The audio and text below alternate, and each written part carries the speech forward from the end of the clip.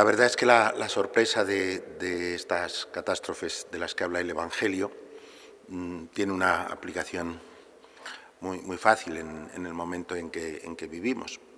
Es decir, vivíamos todos despreocupados del futuro como si el futuro estuviera completamente bajo nuestro dominio y bajo nuestro poder, y de repente un bichito minúsculo ha sembrado el pánico y ha sembrado la destrucción.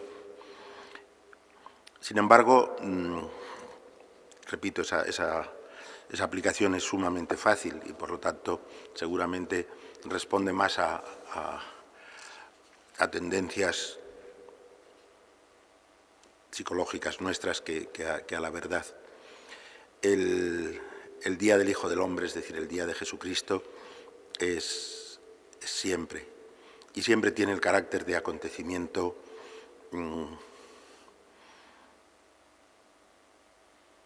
que irrumpe en la historia y rompe su curso. Y es verdad que genera separaciones, como lo dice el Señor en Yo he venido no a sembrar la paz, sino la espada. Lo decía el Evangelio de hace unos pocos días. Y lo que quiero decir es que este Evangelio sirve no solo para un momento como el que estamos viviendo, sino que sirve para siempre. Y la frase esa última, que era probablemente un refrán del tiempo de Jesús: ¿dónde, Señor? Donde está el cadáver, allí se reúnen los buitres. Pues es una invitación a ver los signos de los tiempos. Es decir, a leer en la historia y en cada momento de la historia, pues el designio de Dios.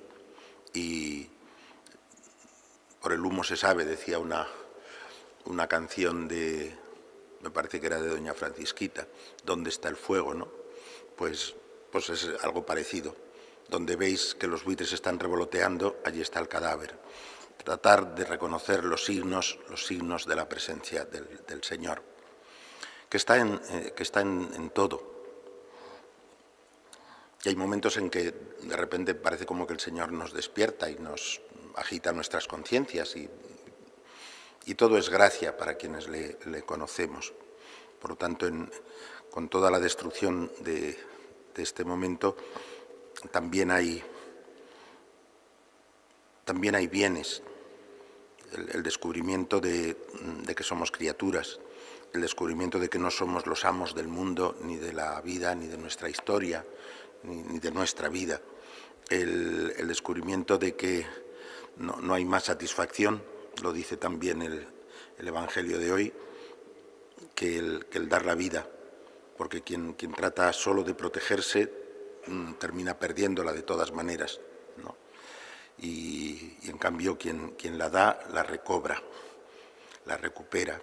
Somos nosotros mismos en la misma medida en que nos damos, porque así se realiza nuestro ser, que es un ser que es imagen del Dios que es amor, del Dios que es don, que es puro don, pura gracia, pura gratuidad. Pidamos al Señor poder reconocer los signos de la presencia del Señor en todas las cosas.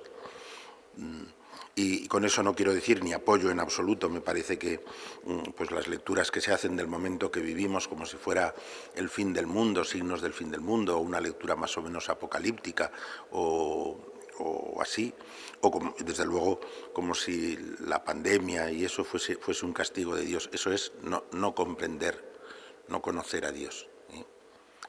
Porque cuando preguntan ¿dónde está Dios?, pues está en el agonizante.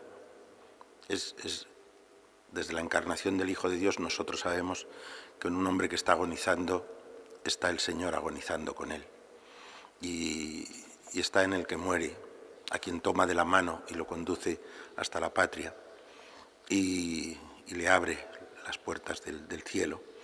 Y está en el médico que está atendiendo al enfermo y que se desespera porque percibe su impotencia. Está en todas las cosas.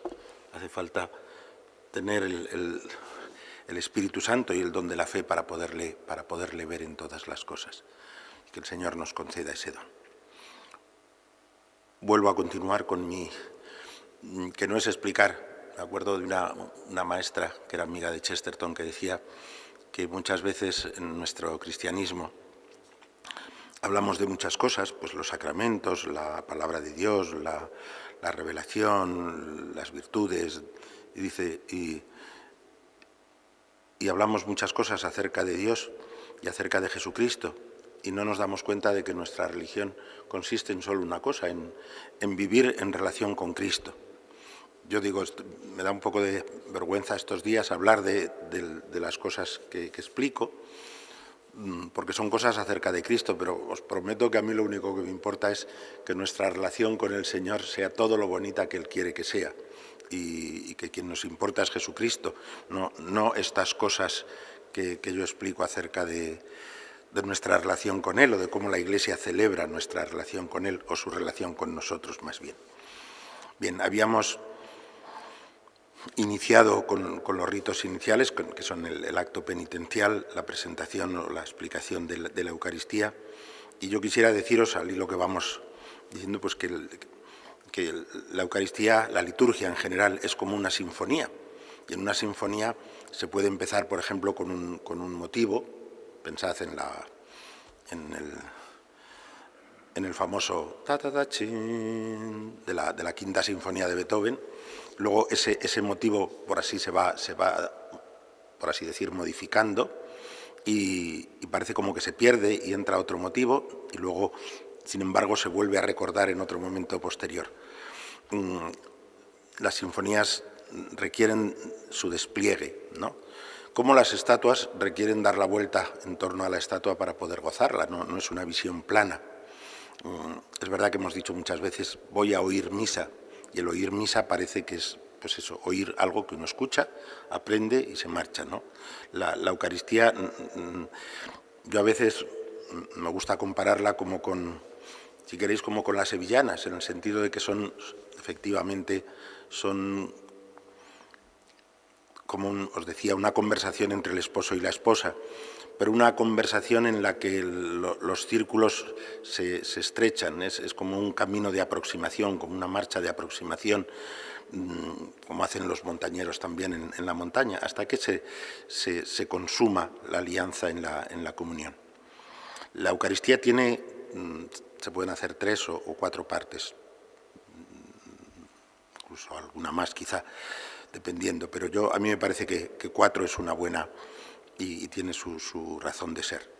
La primera es el acto penitencial, es decir, resumo, la Iglesia espera la venida de Cristo y aparece el Señor en la presencia del ministro, besa el altar, el ministro cambia de papel constantemente porque besa el altar como representante de la esposa y al mismo tiempo, inmediatamente después, la saluda como representante del esposo cuando dice la paz esté con vosotros, y la esposa pide perdón y aquello culmina con un cántico de alabanza que es el Gloria, que es el canto de la noche de Navidad.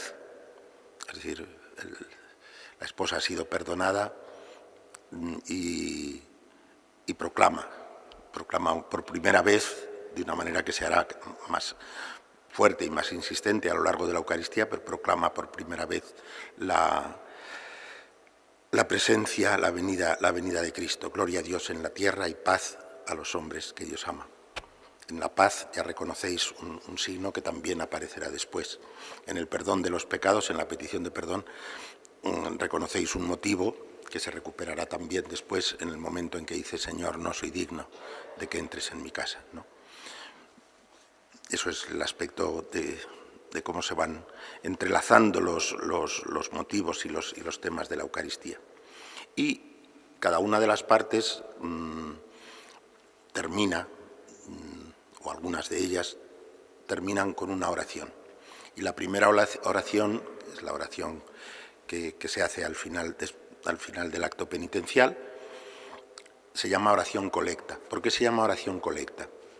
Pues porque es una oración, si celebráramos bien la Eucaristía, los sacerdotes tendríamos que decir, oremos, y quedarnos unos momentos en silencio. Y cada uno oraría por sus intenciones. Y luego la colecta es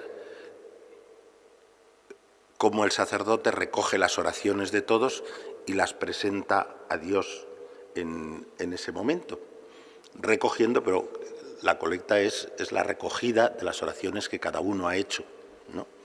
Y no lo hacemos bien, y entonces decimos, oremos, inmediatamente hacemos la oración como si fuera, pues es una cosa que hay que hacer, pero se llama colecta por ese motivo, porque es la oración que recoge la oración de cada uno. Y efectivamente el sacerdote que lee lo que está en el misal, la oración que está en el misal, porque siempre es una oración la que hace el sacerdote, que tiene la misión de sacarnos un poco de nuestras intenciones y preocupaciones inmediatas para pedirle al Señor aquello que necesitamos pedirle, que siempre es su misericordia, su gracia, su bondad. Y si os fijáis, la oración primera, y si hay una fiesta de un santo, pues por la intercesión de ese santo. Pero si no, las de los domingos son joyas de la liturgia cristiana. Siempre le pedimos al Señor que nos dé su gracia para cumplir su voluntad, que nos dé su gracia para que seamos dignos de alcanzar sus deseos.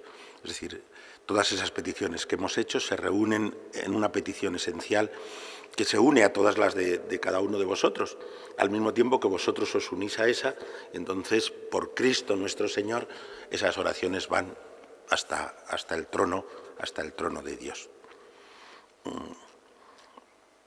Y ahí termina la primera aproximación, la primera conversación entre el esposo y la esposa. Con ese, inmediatamente empieza la liturgia de la palabra, que sería la segunda parte de ese diálogo, donde ya está, pues en la segunda parte lo que hace el Señor es contarle el esposo a la esposa la historia de su amor. Y eso son las lecturas de la misa. Y por eso ya esa parte la vemos mañana. Que el Señor, nos conceda discernir en todas las cosas que Cristo está en las circunstancias que vivimos cada uno, cada día, todos los días, todas las horas, en todo momento.